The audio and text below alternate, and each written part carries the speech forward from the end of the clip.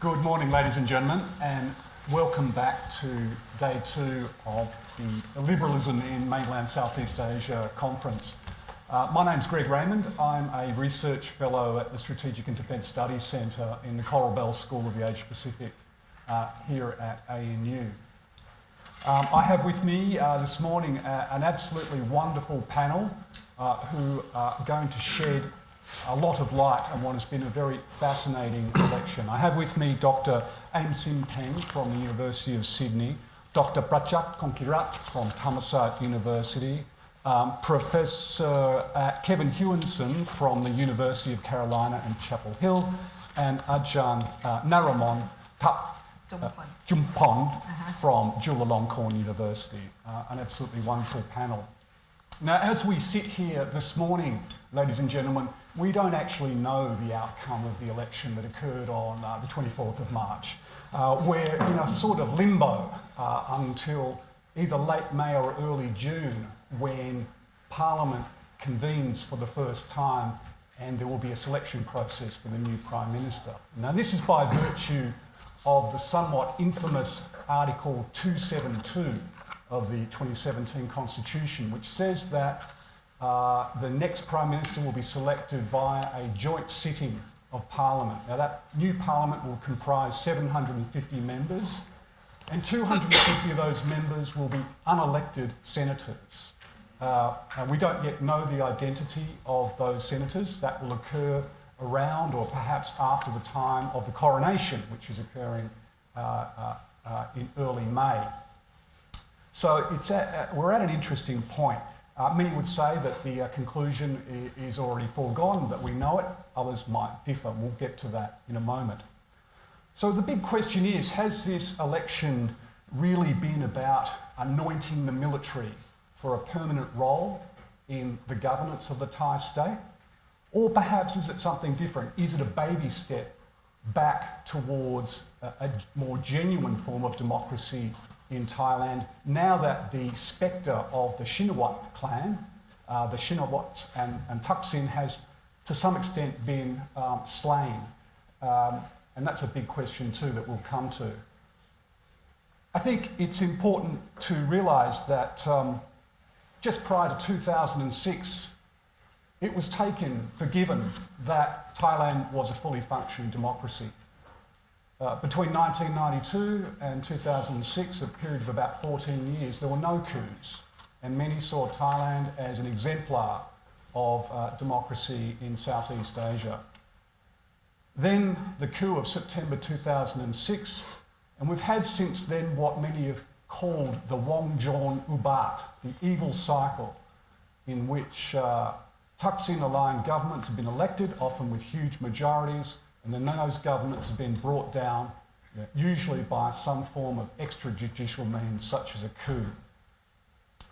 Since 2014 and the last coup, last 5 years, it's been a significant 5 years.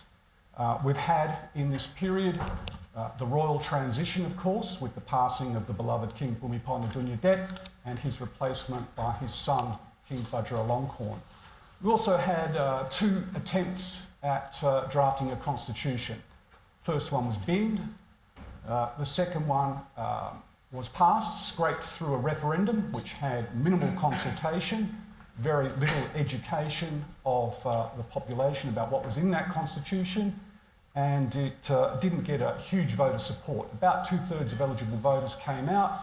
Only about 2/3 of those actually supported the new constitution. Finally, we were told many times that we were on a roadmap back to democracy. That was delayed many times, and many of us started to think that perhaps this election would never occur. But then some legislation was passed in late 2018, which did put us on a timeline for an election which has eventually occurred last month on the 24th of March. So, where does that all leave us? I think today we want to look at some of the specifics about what's going to unfold with this election, but also try and put it in the broader context of Thai democracy and the trajectory of Thai democracy, and indeed whether Thailand is a democracy. I'd like to begin by asking our panellists to comment on how they see the period between now and when the next parliament convenes, how is that going to unfold? There are a lot of different variables involved. We have the parties, they are manoeuvring, each of them having received, some of them, considerable support from the electorate. We have the Electoral Commission as it tries to work through what's been an extremely messy process. We have the junta, which seems to be acting to try and neutralise some of its perceived opponents, and we have other actors as well, such as the courts and perhaps the monarchy. So if I could start through that, and then we'll come back and start to talk perhaps specifically about what happened in the election, what were some of the specific results that were surprising and less surprising. So perhaps I could start with you, Ajahn. How do you see between now and when the new parliament comes together? Okay. I'm sorry. For those, I think many people already know about the Thai election, but to make it the picture, so this is the election. On the left side is 2011.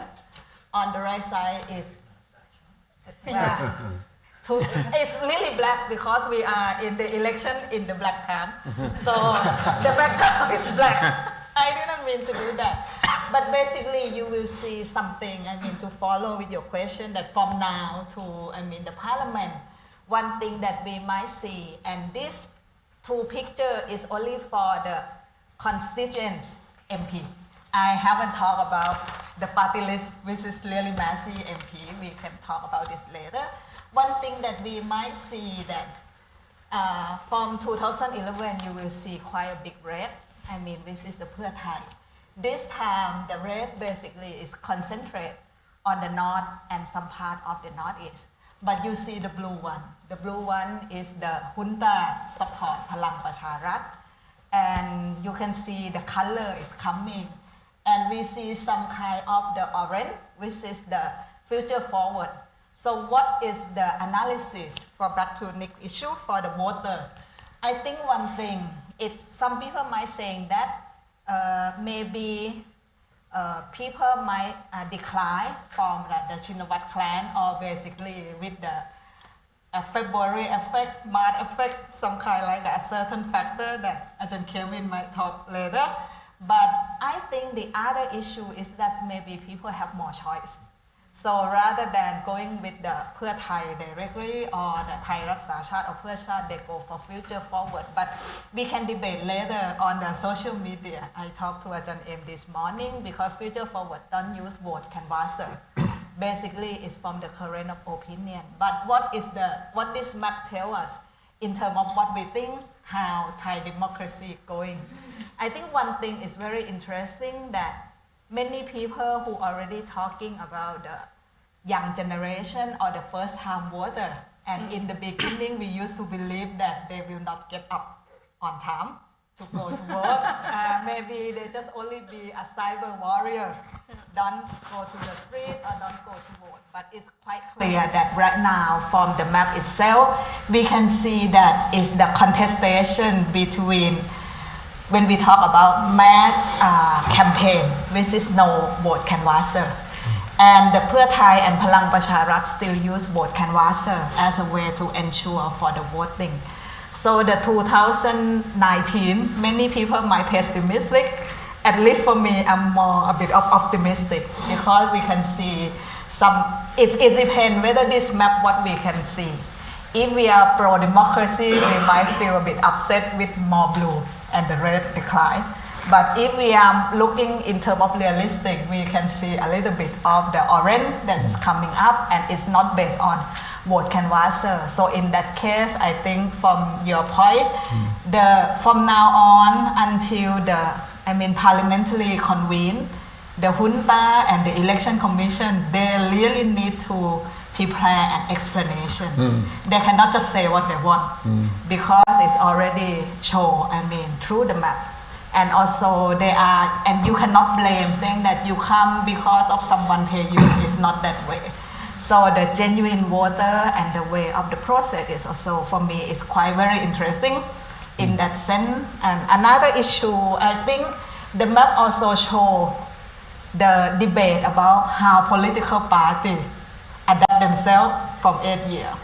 8 years ago that we have the election by the and it's a landslide by the Pheu Thai, and then at that time the middle side party believe that they will not have any hope, but this constitution design for the middle party in a sense that they should get more party lists. And then you can see some picture such as in the far south, the Pracha Chat party, which is the far south. And I think to back to the issue of stateless yesterday, I think it's very interesting that at least they decide to run for the election rather than use the violence alone. But whether it's answer or not, I think from us, from now to the parliament, we will see, for me, we will see a more contestation debate. And also many people might worry about violence, but I don't think so. Kevin, can I get your, if we could keep the takes Keep it short, 2 minutes. Yep, no problem.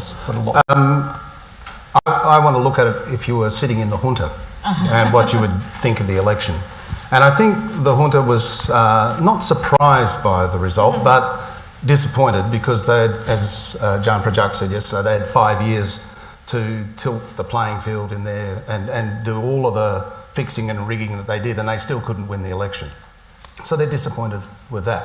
So I think if you're sitting in the junta now, between now and when the result is finally announced, what you're doing is you're trying to pick up the seats that allow you to form government. I think we know the result of the election in the sense that Pheu Thai and any coalition with them is not allowed to form a government. They're not going to be allowed to form a government. So the job now of the junta is to put together as many small parties as they can to form a coalition, but also perhaps if that's not going to work, they're going to have to get rid of some of the politicians who have won seats, have by-elections, etc., etc. So if you're in the junta, I think that's what you're trying to do between now and when the election results are announced. Sure. Yes.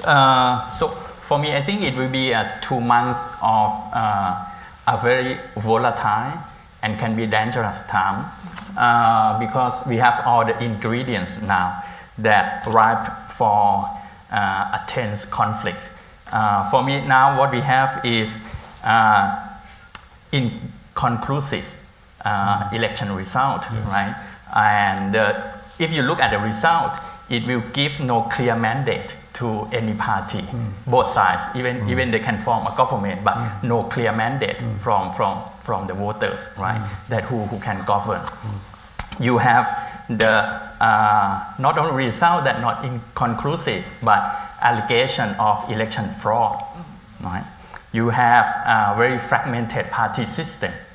In the past 4 years, 20 years, in the past 4 elections, you have a party system that actually quite stabilized and robust electoral politics.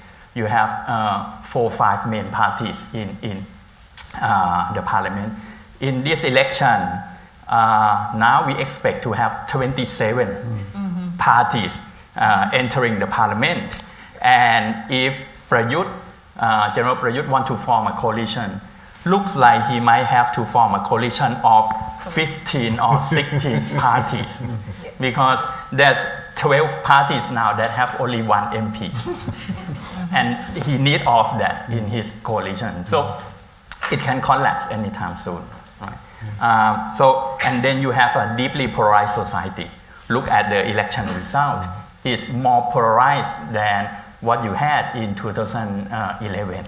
So society split in a very conservative and very, you can say, radical or progressive platform. And you have army chief who is very partisan. You have the army that's so politicized and actively involved during the election.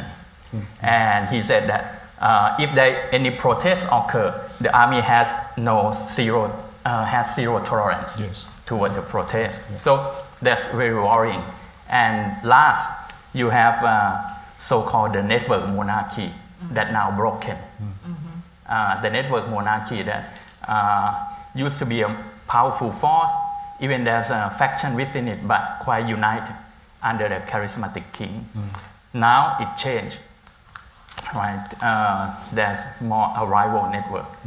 So with all of this, right, the fragmented elite, fragmented party system, deeply polarized society, and allegation of election fraud is not good for the country. But politics as usual, I wonder, Yeah. to some extent. Yeah.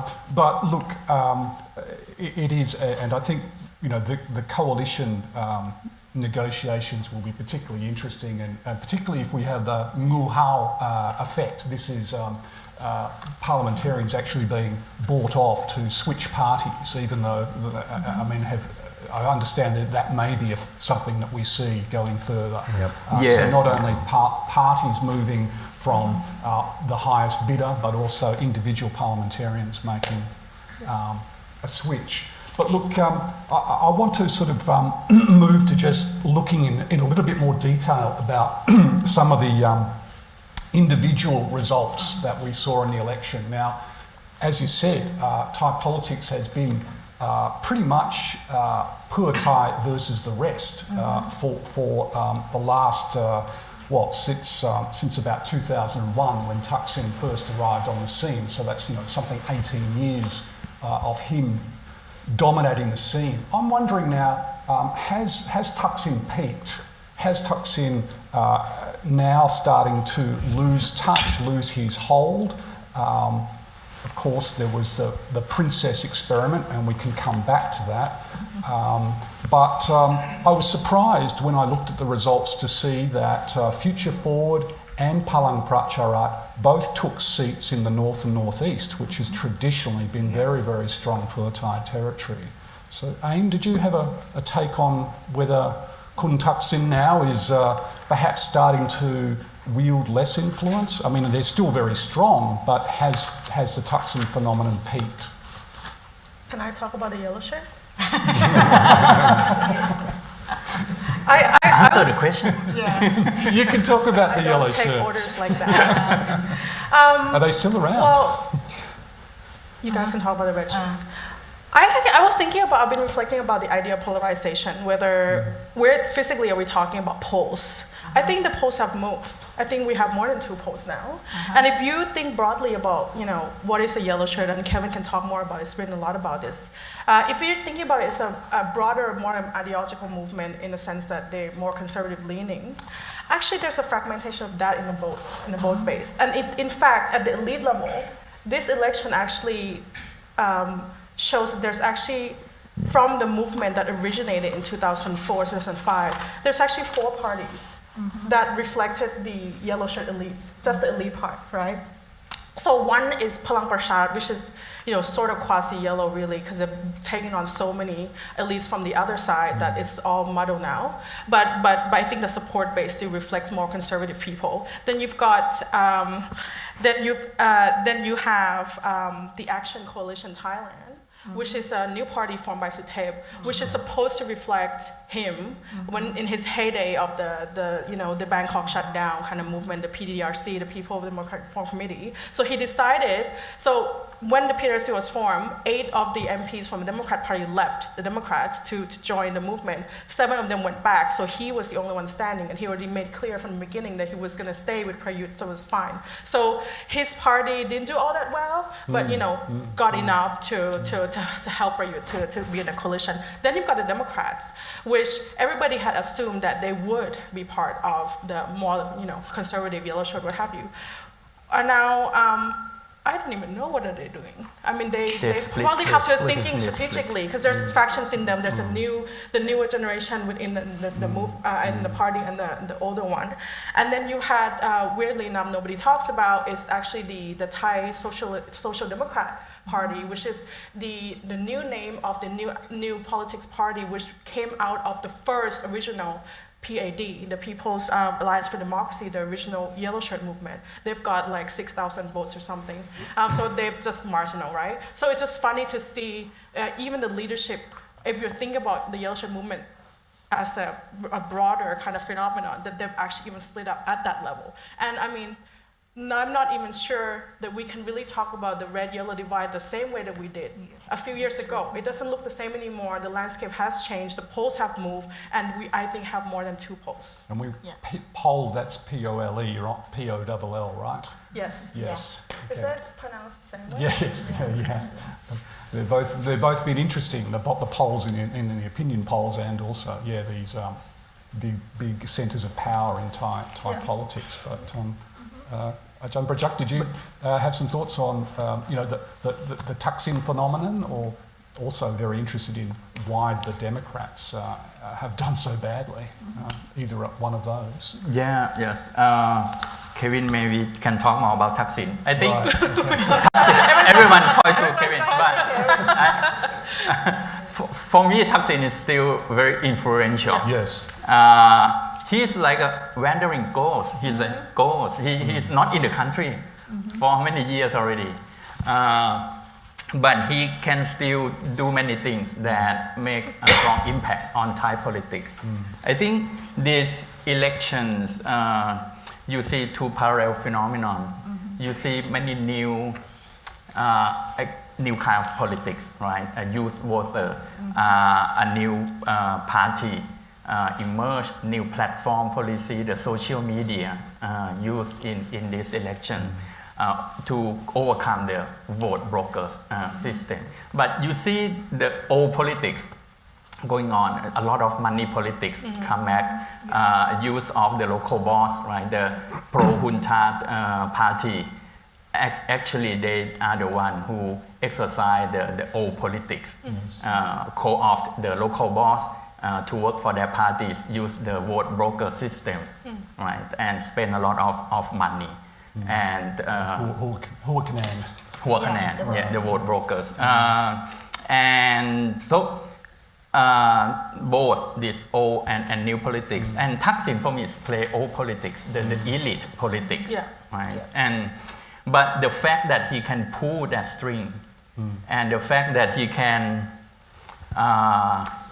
make that deal, and for Thai Raksa Chat, the sister party of Pheu Thai, to nominate the Princess Ubon Rat, sister of the king, to be a prime minister candidate of the party. This shows that Thaksin is still very influential. And I think with this act of him is provoke the network monarchy. And now it's a backlash that led to the dissolution of his party. It's a very interesting, I can't help resist the counterfactual. If Thaksin had not decided to take that big gamble on nominating the princess, would we have been talking about quite a different election result? I think so. Yes. I think so.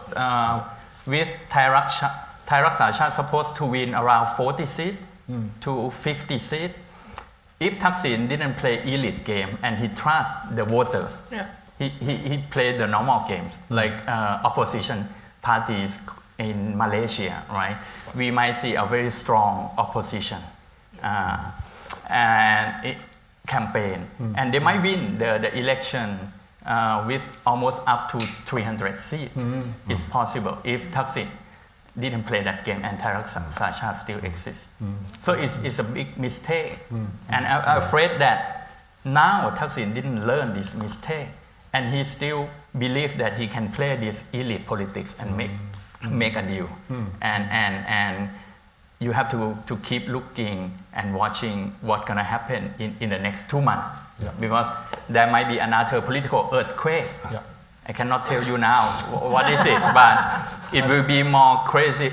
It's crazier than what you've seen on the 8th February with that nomination of the Princess I Ubon don't know Rat. if my heart could stand But another one of those.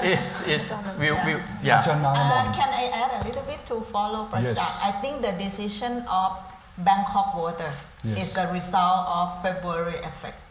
The reason that Democrat have to be die from Bangkok and Abhisit have to be Buchayan, sacrifice his life in order to allow the Palang Pracharat, because I think if he didn't play the elite game, then you will still see some Thai Raksa Chat in the upper north or in Chachoengsao in some area. And remember, Pheu Thai didn't send enough candidate in Bangkok and in around that is Thai Raksa Chat is stronghold. So now with his backlash game, the party dissolved. Yes, you might saying that, and the strategy of the Pheu Thai or the pro-democracy party is that you just vote for any pro-democracy party. You didn't say that it need to go to Pheu Thai directly.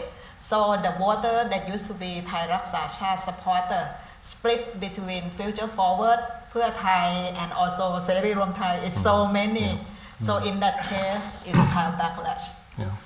I think one of the things about, and I should say I've never met Thaksin. I don't know why I'm the expert on Thaksin, especially when you said all the things that needed to be said. But I think one of the things about these maps, and they've appeared in numerous places, is they don't really give you an impression of whether Thaksin's up or down, because you're not comparing oranges with oranges, right? If you look at 2011, that's after the 2010 events. It's very close to that. So there's an effect from that comes through into the election results. After that, the whole election, the whole way that parties operate changes. So that's why you get Thai Raksa Chat being set up and a whole bunch of little parties and so on. So you're comparing apples with oranges. But if you went back perhaps and looked at 2007, straight after the 2006 coup, you remember that Samak and the People's Power Party didn't do so well that time. Right? Their vote was well down. Yeah. And that's what the military ran the coup to try to do. And they've done it again. And in a sense, they failed again to reduce that influence. So I agree with you. Thaksin's still important. And he keeps making these stupid elite mistakes, and it's always something to do with the palace when he's making these mistakes. You know, the amnesty thing, we've got the word that it will be okay to go through with the amnesty thing, and then that's destruction, basically. Just one final thought. Yes. I felt like we completely forgot about the people here. And like that's what democracy should be about, which is lacking in Thailand.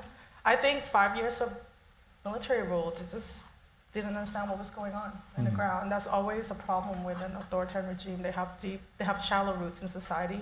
Yeah. They have no idea what's going on. All these young people coming online and into politics at the same time, they've lost touch completely. It's so clear. They don't even know what was coming. And by 2017, when I look at, because I spend a lot of time looking at Facebook data, you can see the massive discontent on comment sections on the government Facebook Prayut's page and Suthep's page starting escalating.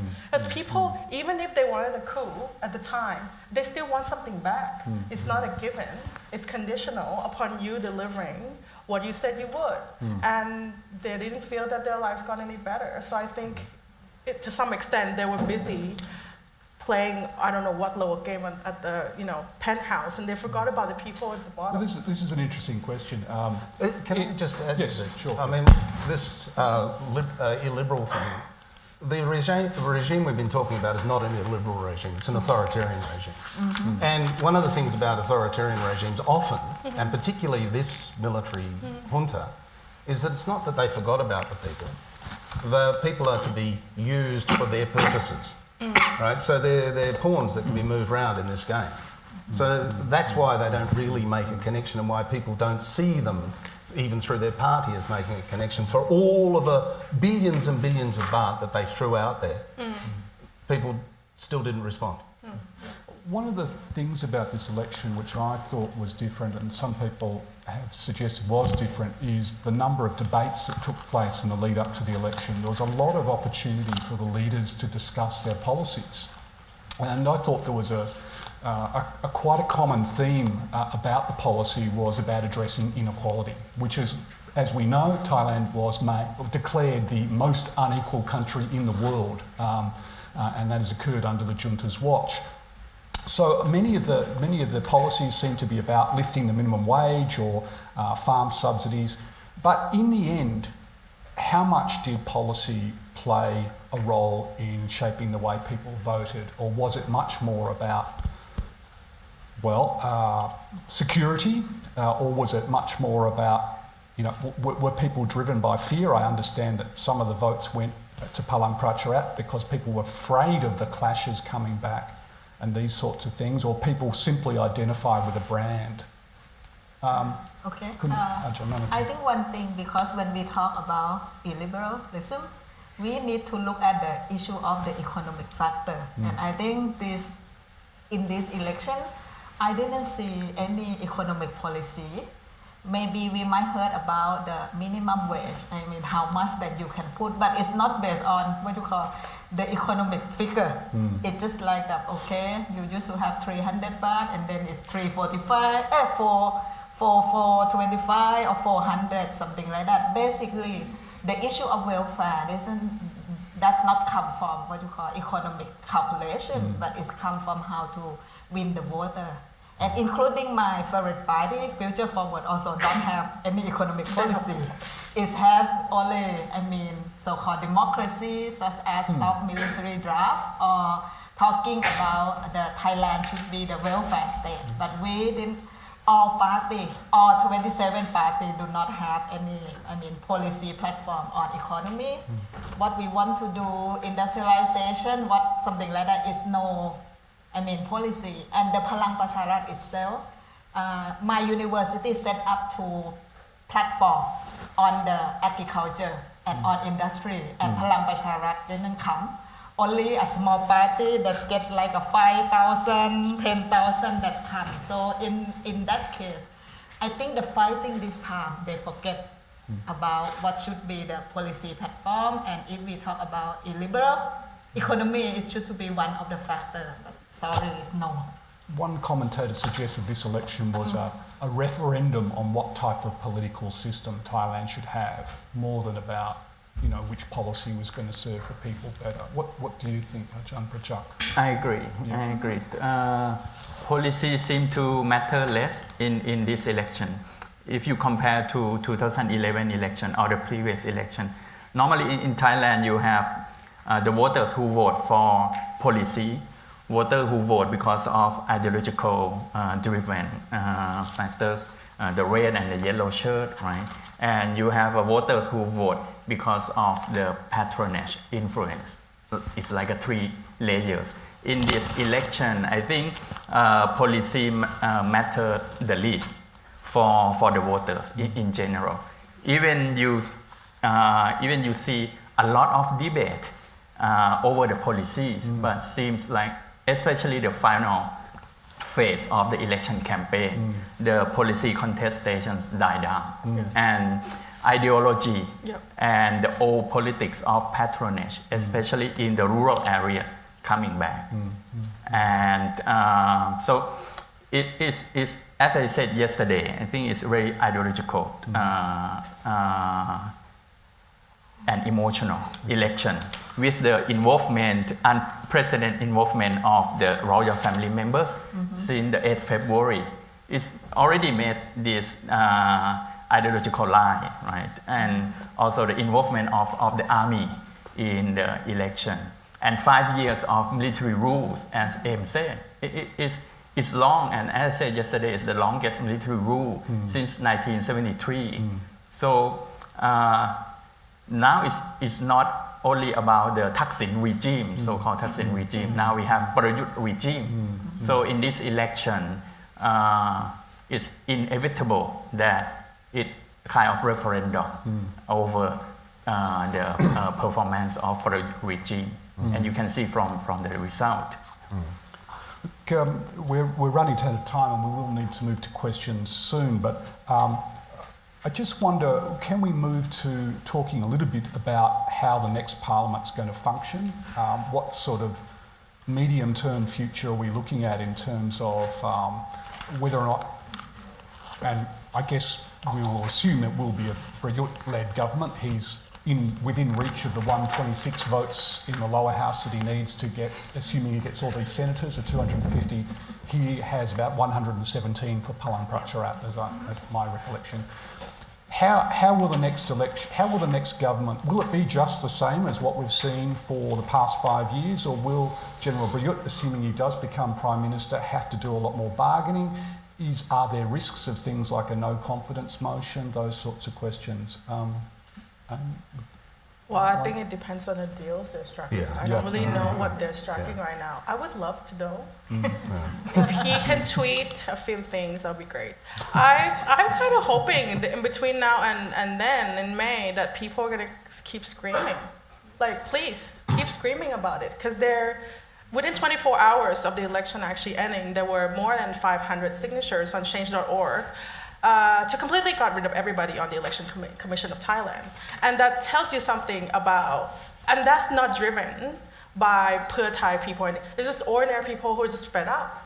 You know, like, we can't do this. I mean, you can't even run proper election. How are you gonna run a country, right? I hope people keep screaming about stuff they're unhappy about because they haven't been able to for 5 years, online, anywhere, right? And maybe, I doubt it, but maybe they might listen. Perhaps the only thing that could be said in defence of the Electoral Commission is that many times when Thailand has an election, it's under a completely new constitution, so there's not a lot of practice. Oh, wow, and they said, yeah, we hadn't done it in a while. Like, wow, well, it's not our fault that you hadn't practiced, you know, like, that is the lamest excuse I've ever heard.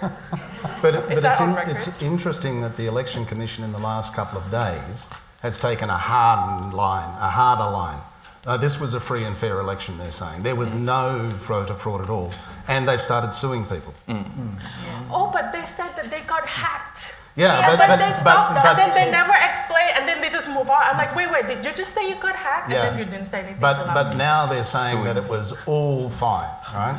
And give us some evidence and we'll investigate, is what they're saying. And all the complaints have been made are frivolous. So that's a new line from them, and they're pretty stupid. But this is them sort of coming together and putting up a unified face, probably getting some backbone from somewhere else. I think we could spend 45 minutes discussing the EC's maybe I have performance. very short. You can see Prayut will be really hard time. Look at that figure. This is from Election Commission. I didn't use other people, so even I do not trust Election Commission. Use that figure. Can you tell us the colours again? That side is Pheu Thai, future forward, red until Palang Pracharat. Right. So if Prayut would like to run the country, he have to work pretty hard in order to get that. And you can think every bill, every vote of no confidence. I mean, you can you use the word ngu hao, but you cannot buy ngu hao as what you call pu pinto for the whole year. You have to buy 1 time, 2 times, 3 times, right? Yeah. And in that case, it will be very difficult to run the country. Yeah, just one short comment. So you see a high level of money politics in the parliament. You have to spend a lot of money to make all the coalition parties stick together. And it will be something like a semi-democratic period under General Prem, Prime Minister Prem Tinasulanont in 1980s. A weak coalition government, and then the Prime Minister and the people who support him have to, use a lot of money to buy the vote. But under this authoritarianism time, right? I think not only money politics. You see, if the vote, they didn't get enough vote to pass the bill, you might see a coercive force from the army, because we are going to have an appointed Senate and 6 seats of senator reserved for the army chief. So the current army chief, Apirat Kongsampong, he will be a de facto whip in the Senate to control the vote, to support Prayut. So you see both things going on after the coalition formation. But the Senate cannot vote for the normal bills. Yeah, you cannot. So you can do only for Prime Minister, but look at the, what you call budget bill. This is supposed to be the lower house. Look, I understand there is one article which says if the legislation is for reform purposes, you can have a joint sitting. Now, I don't know how easy it is to make the argument and how much negotiation and paperwork would be required to get that article operative every time you wanted to get something through Parliament, but it does sound like legislation is going to be slow, hard work to get any laws passed. If you need to pay money, coerce people. The way it looks at the moment is if they can't get something stable, and you might have a big ministry that allocates all the ministries and to the little parties, and they're allowed to graze on that, or this parliament won't last very long. You know, you might be talking months. Yeah. I also think that unlike Prem, and I agree, like broadly speaking, it might look the same. There's might be two differences between now and the 80s. I think people are much more awake now and also online. But also, secondly, I think the elites are much harder to control now. They just don't have the same loyalty to Prayut, I think, in the same way that Prem did. Not just loyalty in policy, which is, you know, a given, but it's just that they have been co-opted to come here for this very temporary purpose. So they have greater incentive to exit if they're not happy. Look, before we come to the big questions about the trajectory of Thai politics, I think we have to talk a little bit more about Future Forward. It was such a surprise to see a brand new party polling so strongly in Thailand, in the end winning over 80 seats when perhaps 40 or 30 or 40 might have been the original expectation. I travelled up to Buriram and spoke to some young people there working in shops, and they were all voting for Thanathorn because he was law, handsome, but also chalat, very smart. And he is a very magnetic speaker. I've listened to him, and he seems to have a different style of politics that I would call conviction politics. He has a cause that he believes in. It's not about paying people off. It's not about winning people through the hip pocket nerve, as we would say in Australia, the politics of Bak Tong. He's about people's beliefs in what kind of country they want Thailand to be. So I'd be interested in thoughts about whether or not the Thanathorn phenomenon will keep going, and is this why there seems to be so much interest in trying to find a legal way to take him out of competition? What does it say that the rise of Future Forward about Thai politics? Anyone? Okay. Well, I think that he really took advantage really well of social media. I did some analysis on you know how people were engaged online during the election campaign. Actually, since November of last year, that was when Future Forward started. They start early, even though there was a huge risk for them of being banned. They started early. They started November last year, and they needed to cultivate support. They didn't want to use, like Pachak said, vote canvasser. They went online, and that was their canvasser. So what they did was they've got people that they know to start local chapters in each province, and even some in neighborhood level, but using social media as a platform to build roots. Grassroots. So they build networks that way, because anyway their target audience are online and they're a high social media user. And that's why strategically it was better to sell ideas and not policy, because ideas go faster on social media and easier to hashtag and easier to sell, because they're big idea and that may mean a bunch of things to people, like change, basically. Hashtag change, basically, that's what it was. No more dictatorship. Now they've got to live up to it if they are in any position of power. If they're not, if they're in opposition, they can keep hounding on it, and I think that would actually help them better. Because they can still continue to sell that idea and really truly build a proper party, even if much of their networks is still going to be online. Yeah, I think success of Future Forward and Thanathorn say a few things about Thai politics. One is the landscape had changed, right? And as Em said, I agree that the cleavages or polarization shift a bit from the urban-rural, right, and red and yellow division now to something else, more complex. Generation is one thing that play important role. And people looking for a new alternative. I mean, many people, a large number of Thai voters think both Thaksin side and the pro-junta parties is not their real alternative. So they need to go beyond these two camps, and Future Forward emerged in the right time. So I think they represent a third option for the voters who fed up with this anti and pro-Thaksin force that stagnate Thailand for a decade. And also I think what you see in Thailand reflect and is similar to what you see in many countries around the world in the past few years, right? That people fed up with the established political parties and old politicians. So they're looking for something new and fresh. It's like Macron within 1 year, right? Suddenly become a big party, right? Start from just a movement in France. In Future Forward too, their party is not a normal party. It's like a social movement, and use social media and all new technique to gain popularity in a very fast way. Just within a year, they become the third largest party. Now, that says something about the landscape of Thai politics that have changed. Future Forward is the most populist party right now, not the Thai. By a long shot. This is the classic case of a populist party. Can I add Yes. a little bit? I'm sorry because I did the number.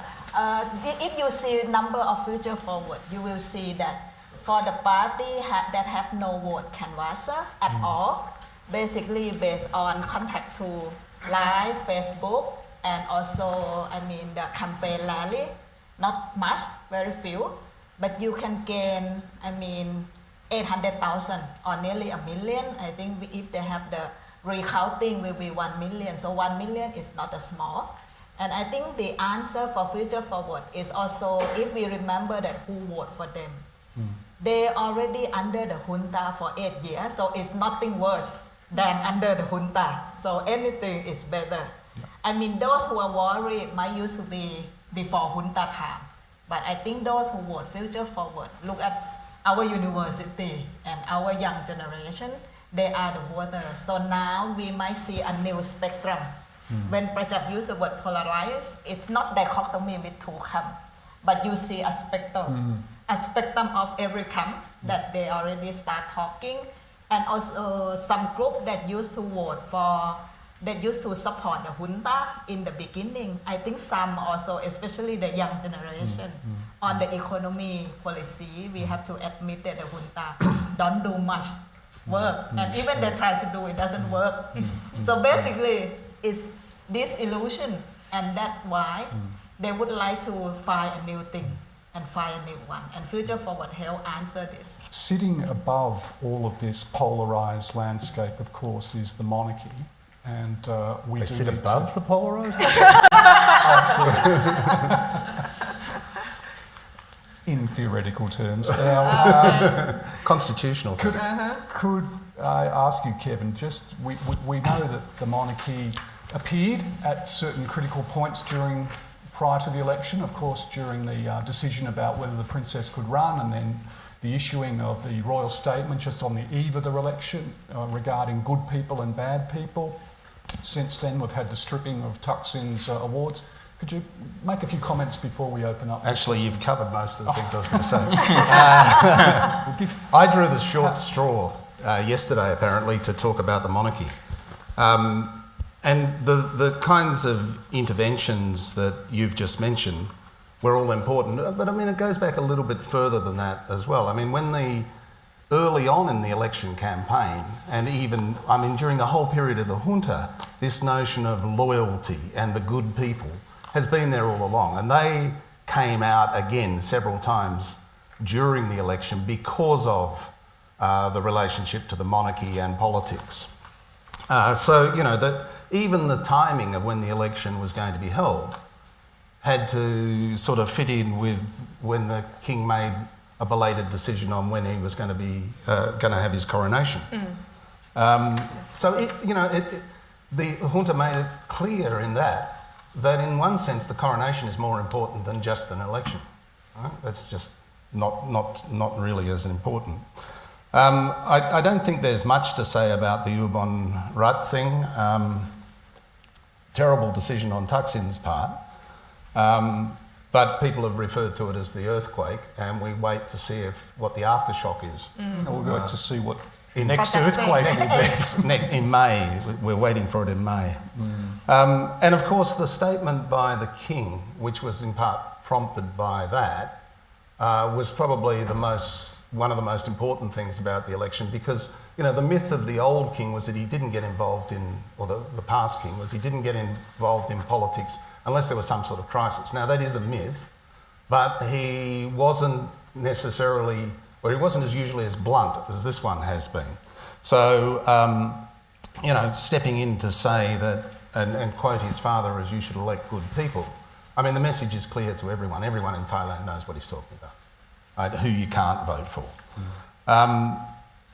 The announcements, then there's now been, I think, 2 announcements since the election by the king stripping Thaksin, including one yesterday, stripping Thaksin of various things. I mean, it's going to be a sort of, it seems like, I don't know how many more decorations and ranks he has, but it's going to be an ongoing stripping and whipping of Thaksin for a while to come, if that's possible. Which also, in amongst all of this manoeuvring that's going on behind the scenes, probably plays a role. I mean, is the king wanting to be involved in the selection of the senators? No, don't know. Yes. Yes. Okay. Yes, is Prayut necessarily set to be Prime Minister? Is there an opportunity for Anatun, for example, to suddenly be the favourite? So, there's all those things to think about as well. Now, none of this should be particularly surprising. If you think about the King's previous experience, he's been, when he has spoken, he's been fairly forthright in what he's said. He has, his whole life revolved around military training and some kind of military service. So his outlook is probably going to be pro-military, and what he's got from the junta has served him quite well. If you look at the bigger picture of where the king hopes that his reign will eventually go, there's of course this restorationist movement, which would be harder in sort of weak coalition governments and all that sort of thing to get exactly what you want, perhaps. And those restoration tendencies which were there in the 9th reign have been far more vigorous. So this is expunging the symbols of the 1932 revolution, reclaiming property which is said to be royal, including the parliament itself. You said, what's the parliament going to look like going forward? Well, they haven't even got a place to meet.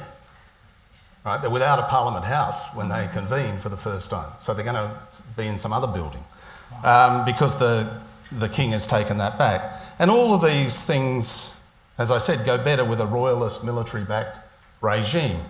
And the old advice that I gave for free to the monarchy in 1997 was that you would be safer and better off under a stable democratic regime.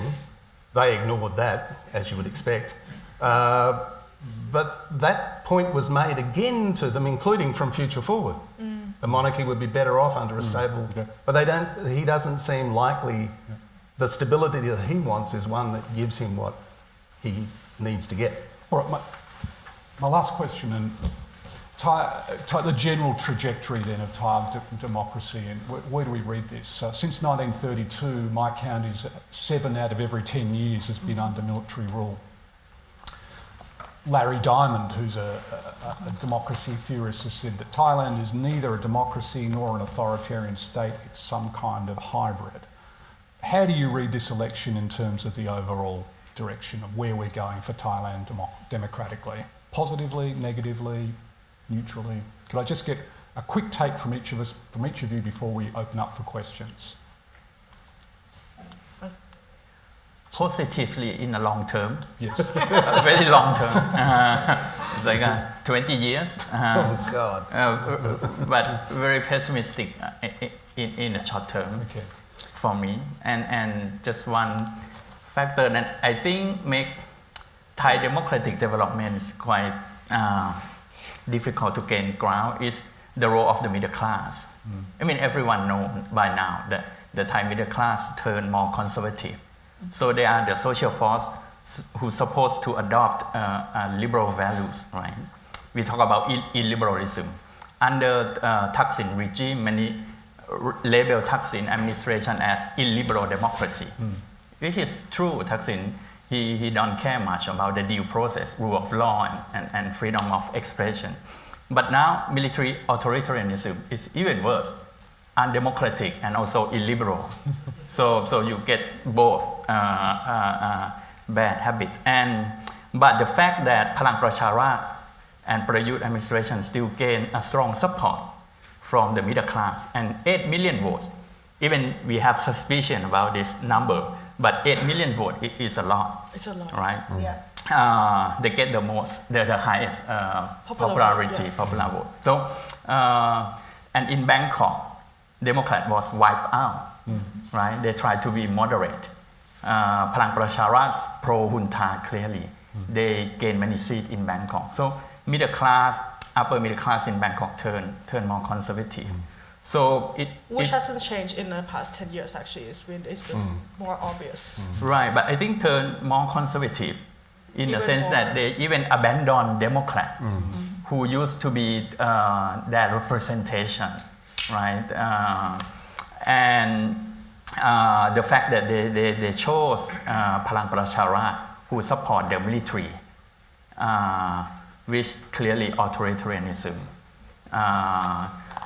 show that now we have a middle class who vote for the autocrat, and they just love stability and a strongman rule and don't care much about the liberal values or democratic system to be consolidated in the country.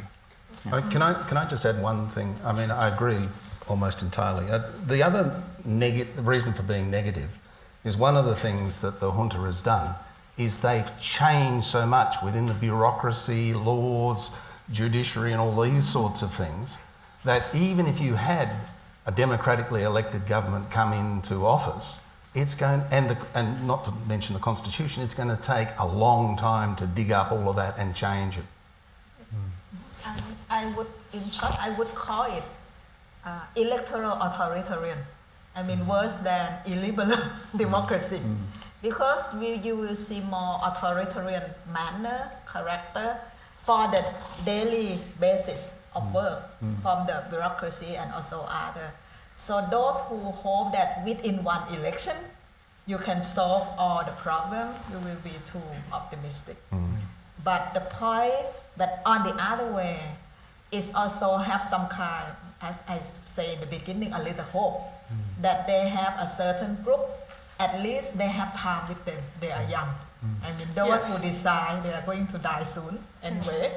So in that case, the point is that during the process of fighting, the big problem right now for this election is that it's go for extremism from both sides.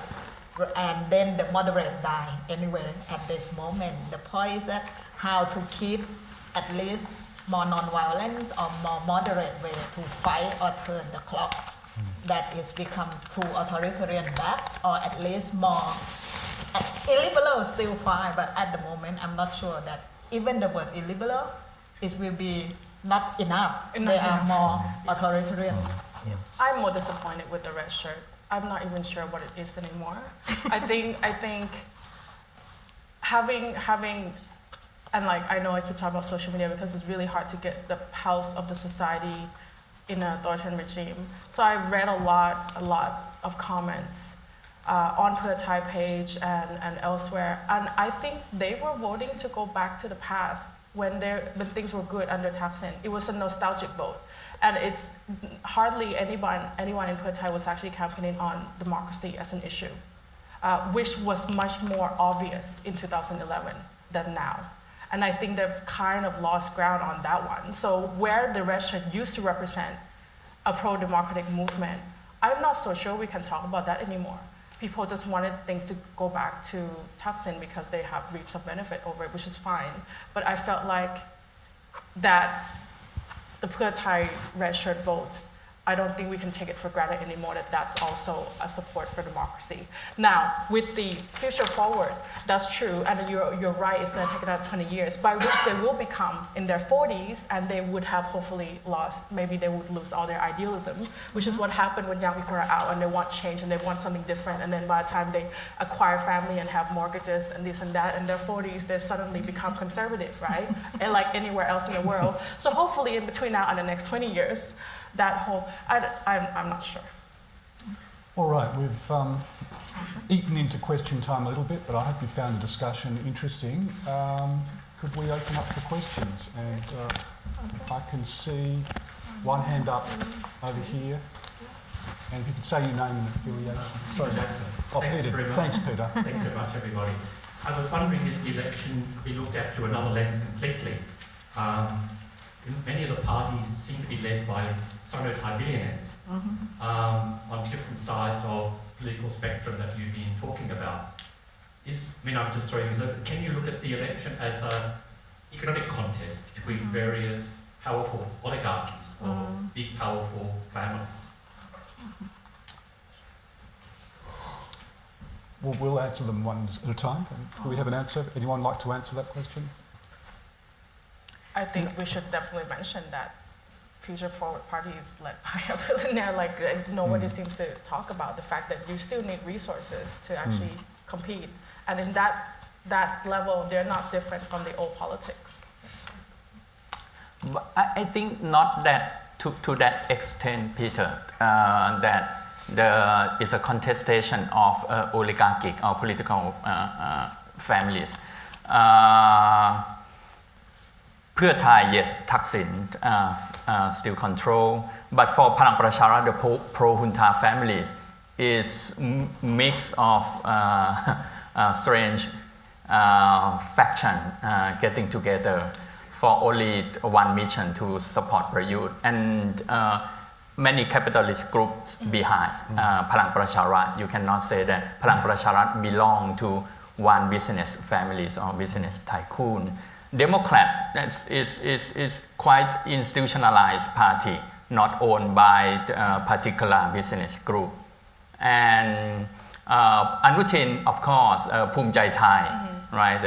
The support from Nevin Chichop, King Power, and Anutin himself, right? The owner of one of the largest construction company in Thailand.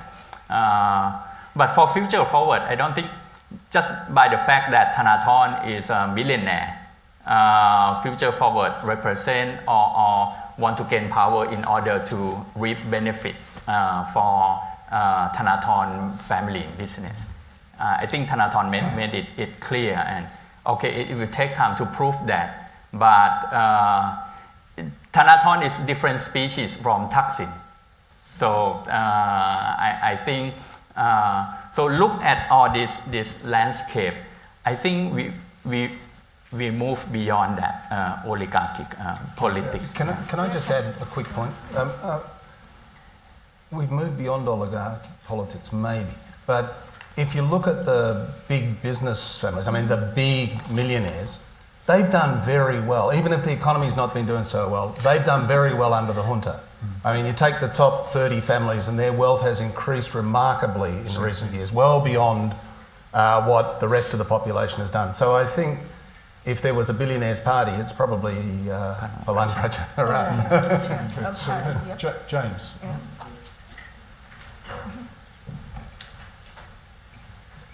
James Wise. Greg, you mentioned in your introductory remarks that before 2006, there were people who were seeing Thailand as a fully functioning democracy. That seems to me to be what is a very narrow definition, as we know, of democracy, but one that's really, I think, still holds true for a lot of Thais, and that is if it's an elected government with a civilian prime minister, it's a democracy. And there's not the same consideration of things like freedom of expression, independent judiciary, separation of powers, and the rule of law more broadly. To what extent do the panellists think that the Future Forward Party, so long as it's not politically assassinated beforehand, once it's in the parliament, can begin to to use the Parliament as a platform to help people understand these other elements of a liberal democracy. The panelists will have a view. I just want to make one little comment here. I heard Thanatorn mention that he hoped that his party would have an attitude of sattva towards the Parliament. Now, sattva is an interesting term to use because it means reverence, respect or reverence. And the fact that he used that word towards the Parliament, I thought was very interesting because generally in entire history, many politicians, even Kukrit Pramod from the Democrats, they didn't have a lot of respect for Parliament. And this goes back to Rama VI, who created a play in which the whole idea of Parliament was satirised as a foolish, ridiculous bunch of people just giving long speeches and not doing anything. So I thought that was interesting. But to the panel, what do we think about Future Forward as being true? Yeah. Maybe I also back to Peter Jackson's question. If we look at the composition, who are the candidates in the Future Forward? Actually, we see more something like a young startup business. This is a big difference. So it's not one millionaire, even though Thanatorn has more money than other member in the party. But if we see that it's not the what you call oligarchy, but if you look at other party, you have one big financier who are the real, billionaire. But in terms of Future Forward, in terms of Future Forward, back to the issue, basically the composition of the candidate, even though we don't know him, but if you look at their profile and other, they are more with the young business who are not happy with the, monopoly in the process. This is also quite interesting, but whether they will be success in that or not, but I think they are also involved in the business term. The second thing is also, we have to admit that this election is so expensive. Even though you don't pay any money to vote canvasser, at least you have to pay 10,000 baht per one district constituency, and you have to pay 100,000 if you want to do a campaign. So if no paying vote buying at all, it's a certain million. So in that case, it will be impossible for the young party with no money. It will be like 5,000, something like that, with some of my friends who try to do with no money and try to run that. So in that case, the design of the constitution, the design of the electoral process already, prevent the poor or the young who don't have enough money to run for politics. But the point whether for the young generation of Future Forward who are, small entrepreneur and young, and those who believe that they can try to find a way from the system, economic system and startup process to go with the democracy, I think for them is the only chance, because it's only democratic system that allow them to be able to compete in the economy at this time, under Thailand. Do we have another response to James's question? Yeah. Anybody else? As you said, there's been some good things said by the leadership of Future Forward. And in part, I think that's a response to what the Democrats did over the last couple of parliaments, of boycotting elections, boycotting Parliament, making a mess in Parliament, that sort of thing, and not promoting those kinds of things. I think it's much harder to do that from opposition, but it may have more impact. And as Ams was saying about, maybe they can start to develop a program. They can probably do that from opposition as well. And if respect for rule of law, etc., is there, then that's obviously going to be a good thing. And from what we've heard so far, we might expect that to continue, if they don't get crushed. I think they want to strengthen parliamentary democracy, and I think that's good. Yeah. And Thanatorn, he gave an interview. He said that if a coup occurs, people don't go on the street, don't go protest. I don't want to see any people die anymore. So he said he's gonna convene a parliament meeting, and will go against the legitimacy of the coup that he plans to do. So if he dares to do that, that will represent something new On one of these debates, Thanatorn, there was a question asked from the audience member. The audience member had lost a family member who was killed by a bomb outside Big C. The compere didn't want the panellists, the politicians, to answer the question, but Thanatorn said, no, I'll take the question. And he said, what I want for Thailand is to strengthen the justice system so that there is no longer these sorts of events where people get off scot-free, where there's impunity for state violence and so forth, which I thought was very interesting. He made a big point of saying strengthening the justice system, so I think that's interesting. At the back, Nick. And then the two. Sorry. And also this one. So I'm just going to pick up on that point precisely, Greg, because earlier on Ian said that one characteristic of Future Forward is its populist character. We haven't heard much about populism in the last day or two, even though it's a very popular category for political scientists these days, among others. That doesn't sound like a populist leader to me. So I'd be interested, how do you reconcile that sort of notion of Future Forward as having a populist quality with that insistence on anti-impunity and strengthening the judicial system? Well, the main thing of being populist is just that they're against the establishment, very, very vocally. Thaksin was never even like that in the beginning. It was, so they took a stand and they stick by it. That's their main policy, is we're done with the old system. Can we find something new, right? So, sorry, no mic. So, are you wondering if that's a real populism? Because they're not saying anything like handouts. I'm asking you. Yeah, I mean, I don't. They're selling that kind of idea, right? We don't want the establishment again. We don't want old politics. That's as much as populist that it could get. Policy-wise, it doesn't mean that they have to go on the route of rolling out, pro-poor policy things. That doesn't. I don't think that's how they were going to do politics anyway. So it's really just about the idea, right? And the first thing they want to do is to change the constitution back to something more democratic. That's the first thing they've always talked about. That we can make real changes against the old system without fixing the foundation that it's sitting on, right? So that's probably the first thing they do if they even get a chance of having to do that, is to change the constitution to allow more power for the people. Anybody else on the question? Yeah, I think the economic policy of Future Forward is liberal economy, not really real welfare, and not populism in terms of the economy. And if you look at those who are the member of the party in terms of composition, they are the one who would prefer liberal economy. Yeah. I mean, they didn't, I mean, in terms of the policy, I think, and the way that the member do.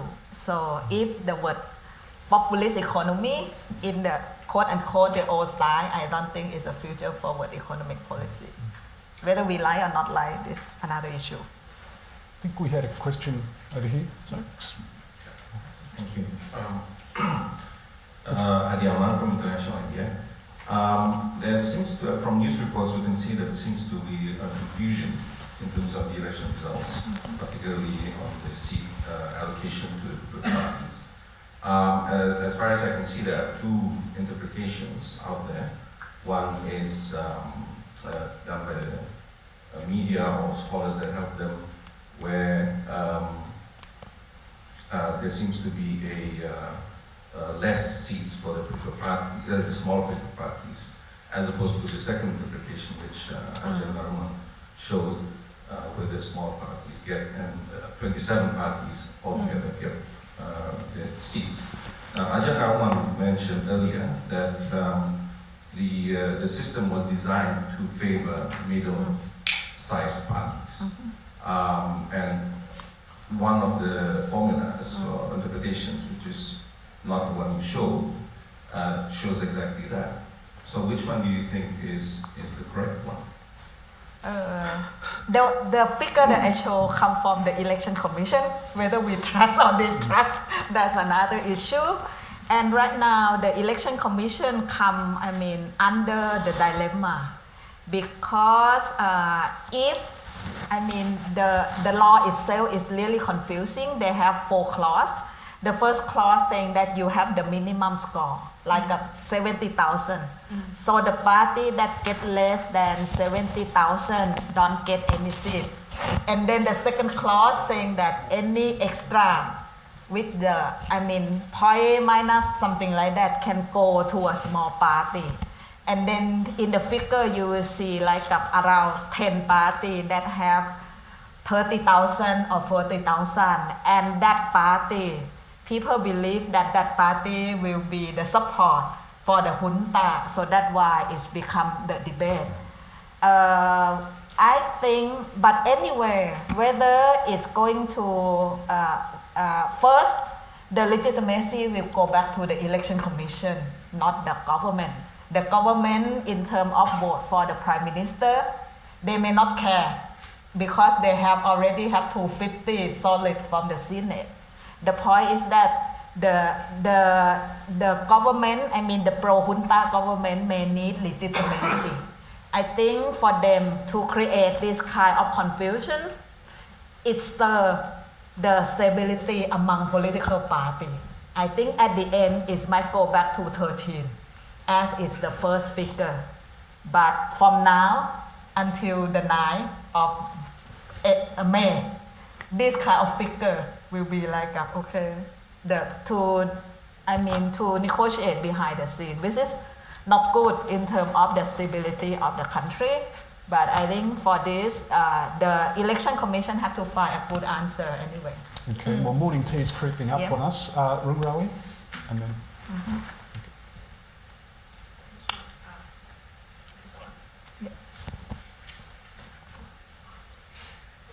From PST. Within this larger pessimistic climate in Thailand, the rise of Future Forward Party seems to be a hope. But from the discussion that you had earlier, you talked about the middle class and the tendency that the middle class tend to be pro-establishment, and that's true for many of my friends in like 30s, 40s, years generation. But you talk about the young generation as it seems like the way Abe explained is that 20 years later they're going to become conservative like our middle class, right? But I'm just wondering whether this is really a new trend, and how do we explain this far phenomenon? This the rise of the hashtag โตแล้วทำเองได้ right?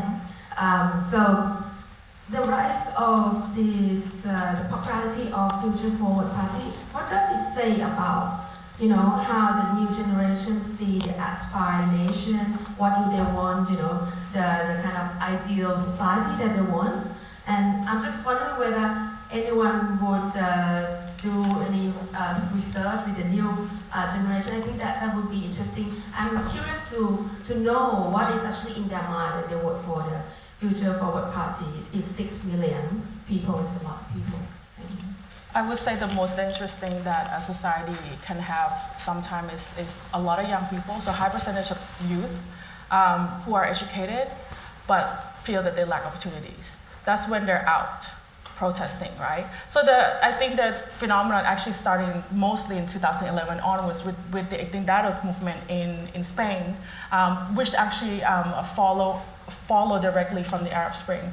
And since then it was everywhere, France, Greece, and other parts of the world. I think the biggest challenge is that if there's enough discontent, people will come out, and anyway, everyone's online, so they will come out, and maybe they become successful, maybe they eventually become a party. For example, Podemos came from Ignidados, which is one of these really rare occasions when you get, hybrid, highly digitized movement, young people want to change and actually get a political party out of it. The biggest challenge these movements turning to parties in the digitalized world is that they never really campaign on a policy. Mm-hmm.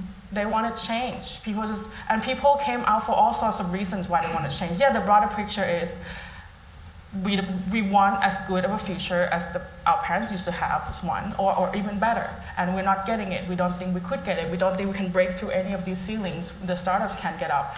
And so these leaders come online and they try to sell hope, but hope has to become something, and these parties are struggling, right? Even if they got into power, to deliver.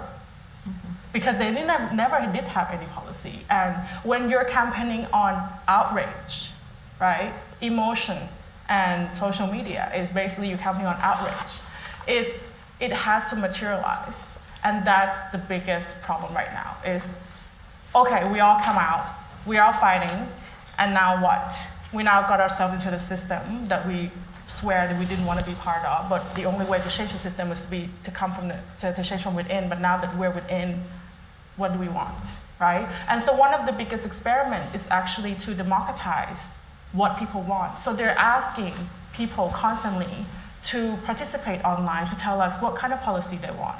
And now we have the biggest problem of how do we actually get a real policy when everyone is actually participating, right? Because apparently democracy runs better when people forget about it, right? When everyone's telling you constantly through voting platforms, like one of the parties in Italy is doing this experiment where they get people online every day to vote and shoot live, right? And whoever gets the most vote becomes the policy of that party. It had no direction. It was just going all over the place because everyone's constantly engaged and taking part. So I don't know, maybe democracy works better if we're all just sitting back. No, right? It's an experiment. Yeah. One more question, I think. Sal. Yeah. Just a quick question. How did women candidates fare in this election? I haven't looked at it. Yeah, quite high this time, 22%. This time we have women more than the previous 22%. We have indigenous MP from Future Forward. We have LGBT, also Future Forward. And the interesting for this party, back to AIM issue, it tried to experiment democracy. And what you call the idea for primary vote. I mean, some district is totally mass, some district is okay, but in that case, it's also come out with the idea that should have women, you should have LGBT, transgender, and various kind of things. The point is that it's going to be solid policy. Definitely, there will be a very good opposition. Oppositional consciousness will be very good, but to run the country in terms of the policy that win the mass, that is going to be wait and see. Do you anything to add? I thought, Chris, did you know more women were from Future Forward? It was more women from Future Forward. Yes, 22% is the overall candidate. But there were more in Future Future Forward is more. Yeah, okay. No, I mean, if you're looking at the question of whether representative democracy works and how it works and all that sort of thing, I mean, the other side of that, the area that's been crushed by the military is local government. And in local government is also an area where people of different genders, different ideas, etc. And in the previous system, people actually found local government to be really useful. And people found that their votes made a difference to their local community. So one of the questions for Future Forward, for example, is how are they going to handle that? If you can turn that back, if it can be turned back so that there's more democracy at the local level, how do you handle that? Or are you just going to be stuck in Parliament somewhere in Bangkok or Nonthaburi? Or online. Look, on that reasonably hopeful note, we can turn back now to liberalism, but thanks very much. If everyone could join with me in thanking a great panel, great discussion.